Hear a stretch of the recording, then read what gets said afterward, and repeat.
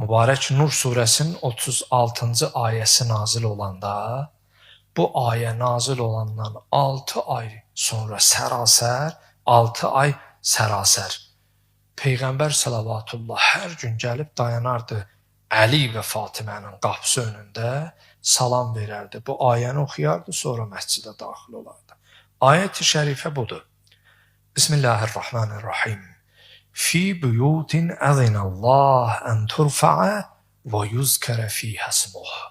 O evlərdə ki, Allah öz adının çəkilməsinə icazə verib və Allahın adı çəkilməsilə oradan nur ucalar, Allahın adı yüksələr, ora Allahın xüsusi nəzəri inayəti olan evlərdir. Bu ayə nazil olanda Peyğəmbər salavatullah gələrdi.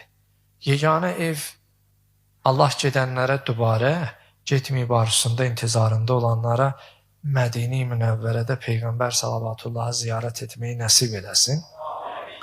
Yeganə ev İmam Əli əleyhissalamın evi olub ki, onun qapısı məscidə, Məscid-ü Nəbiyyə açılıb. Tarixdə var, bu ayət-i şərifə nazil olanda Əd-Durrül Mənsur 6-cı cild 203-cü səhifəsində, Təfsir-ün Nur, Ruhul Məani 18-ci cild 174-cü səhifəsində bu oxuyacağım hədis-i şərif qeyd olunub. Buyurur, Qara'a Rasulullah hazihil ayə, elə ki bu ayə nazil oldu o evlərdə ki, Allah izin verib adı çəkilsin, onun nuru ucalsın. Bu evlər barəsində bunu ayəni oxuyanda fəqamə ileyhi rəculun. Sahabənin içərisindən bir kişi qalxır ayağa, buyurur ki, Ya Rasulallah, eyyü buyutin hazihil buyut. Bu evlər, bu ayədə deyilən evlərdən məqsəd o hansı evlərdir? Peyğəmbər salavatullah buyurdu, qalə buyutul ənbiya. Peyğəmbərlərin evi həmin bu ayədə deyilən evlərdir. Həmin yerdə Əbu Bəkir ibn Quhafə də iştirak edirdi. Tarixlər yazır, hədis-i şərifdə bu qeyd olunur. Fəqamə ileyhi Əbu Bəkir ibn Quhafə. Quhafə oğlu Əbu Bəkir qalxır. Ya Rasulallah, əhazəl beyt minha. Bu ev də onlardandır. Muşirən ilə beytə Aliyyin və Fatimə. Axı məscidə qapısı açılan ev Əlinin evidir. Qalxır ayağa, Muşirən ilə beytə Aliyyin və Fatimə.